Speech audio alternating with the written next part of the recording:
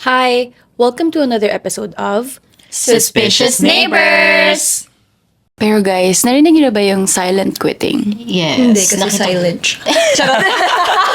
Joke lang. Silent kayo para sa sarili na eh. Thank you for listening to our episode of Guys, yun na yun. Silent quitting is... No, pero seriously, narinig yun na, di ba? Yeah. Ako, never heard of. Ngayon lang. Yeah, Nung actually, dinidiscuss ako din. natin. Yeah. Pero I get the thought The of gist, it. no? Yeah, Yeah. but I don't really know. The term. Like, there's the term pala such as quiet quitting, no? Quiet quitting or silent quitting.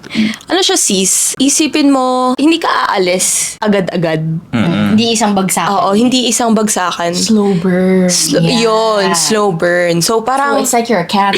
Unti-unti kang nag... Oo, unti-unti kang nawawala. Parang ganun. Pwedeng ayaw mo lang saktan agad yung partner mo o kaya yung friend mo na aalis ako, ayoko na. Iko-condition mo siya na paunti-unti. Aalis na ako hanggang sa mawala na.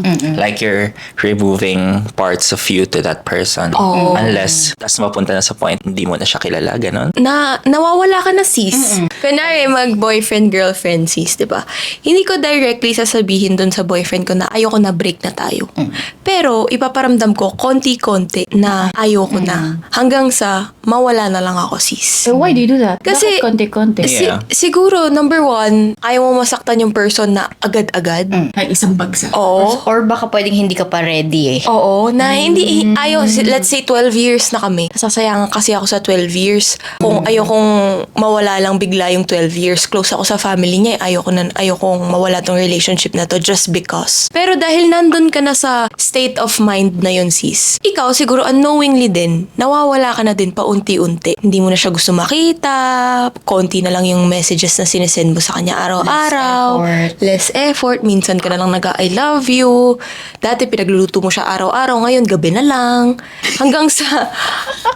Taray nung ganong specific. Oo. Diba? Hindi ba kayo Like, nababawasan yung effort. Actually, same dun sa sinabi ni Nadia. May nakita kasi ako sa TikTok na yun nga mag-boyfriend-girlfriend. Pero hindi alam nung boyfriend na parang mentally checked out na yung girlfriend niya. So parang unti-unti na siyang nag-move on before even the breakup. Kaya pagdating nung breakup, okay na siya. Pero alam, ang sakit nun sa significant other. No. Na parang you're mentally drifting away. Tas siya, Tapos siya unconscious. Hindi niya alam. Hindi niya alam Giving pa rin. Pwedeng ganon yung one side of the story. Na hindi alam nung person, tapos masasaktan siya, hindi din, ganyan. Kasi okay naman for him, pero for you, hindi na pala, tapos hindi nyo lang pala napapag-usapan. Pero pwede din yung paulit-ulit yung nangyayari sa inyong dalawa. Nagsasawa ka na sa marinig yung sorry, bati na tayo. So, tinatanggap mo na lang yung everything na gano'n kasi nangyari sa akin eh. So, tinatanggap ko na lang lahat ng ginagawa niya without me knowing na nag-move on na pala ako kahit na kami pa.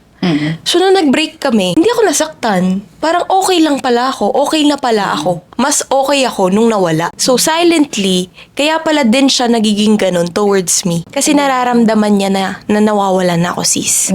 Pero hindi ko directly sinasabi sa kanya na ayoko na. Pero somehow, parang that's not healthy to do silent quitting. Kasi kawawa naman yung other person. Parang unfair yung dating niya. Unfair nga yung dating. para lang yung resignation. Maghahanap ka muna ng ibang trabaho tapos paunti-unti kang aalis hanggat sa mag-resign ka na. Yun na yun. Yun siguro in a layman's term. Layman's term! Sad, toxic, and kahit pa sabihin mo kasi nag-quiet quitting ka, magfa-fluctuate pa rin yun sa'yo eh. Or-realize mo pa rin siya na parang, shit, wala na yung person na yun. For example, siguro pinabilis mo lang sa sarili mo yung pag-move on. Yung process. Yung process. Inunahan mo na, kumbaga. Pero minsan it takes months, Courage. years in silent quitting. But it's a case-to-case basis. Not everyone's applicable to it na porket ayaw mo na. Lalayo ka lang, magpapaka-cold ka na, tapos tatanggalin mo na yung parts of you on that person. Tapos, Selfish din in a way. Kasi pwede naman pag-usapan or Yeah. pwede mo naman sabihin directly bakit hindi mo sinabi. Pero, shit, ang sakit naman nun. Like, for the person to do, parang kapag wala ka ng choice, you're just gonna resort to silent quitting kasi nasasayangan ka or hindi mo na alam kung paano mo siya siya i-bring I-work up. out. Yeah, i-work out. As I always say, communication is key. Yeah. Within yourself, within other people. Mahirap. Parang mas okay kasi sa akin pag-usapan kesa sa mararamdaman ko yung one person na lumalayo na towards me tapos hindi ko alam kung bakit.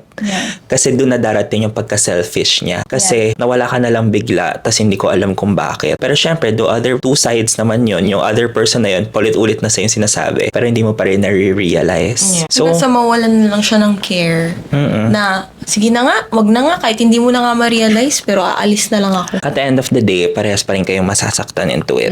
So might as well, di ba parang end it in a communication note kahit hindi kayo magkabalikan. At least, alam mo na yung pagkakamali mo, alam niya na rin yung pagkakamali niya. So you can go parang move forward and part ways. So yun guys, like in conclusion, don't be scared to go out of your shell. Yes. Don't be scared to be judged by other people. Trust yourself. Trust yourself. Surround yourself with people who uplift you. And Don't do silent quitting. as much as possible, if kaya, like don't do silent quitting kasi masakit nga siya sa significant other. Or sa other person. Or sa other person. Yeah. Ang bigat. Kaya nga. True. Parang nalulungkot ako kahit hindi naman sa atin nangyayari yung topics natin. Actually, nagutom na nga ako, guys. But, sana may natutunan kayo. Oo. Kasi, mahirap yung mga ganito, lalo na kapag na-encounter mo to ngayon. Siguro timely din siya na marinig mo na you're heard. And Yeah. trust yourself enough to overcome your fears. Yes. Kasi walang maniniwala sa'yo kundi sarili mo. True. True. Pero in fairness nga sa topic natin, parang imbis na nagsasalita din ako, naging viewer din ako. Kasi, oo, totoo, na ngayon ko lang na gets yung ibang topics, like yung sa silent quitting, ganyan. Pati sa self-sabotage, hindi ko alam na self-sabotage siya pala yung ginagawa ko. Ganun. Ang galing. To hear more about this episode, click the link and visit our Spotify channel. See you there!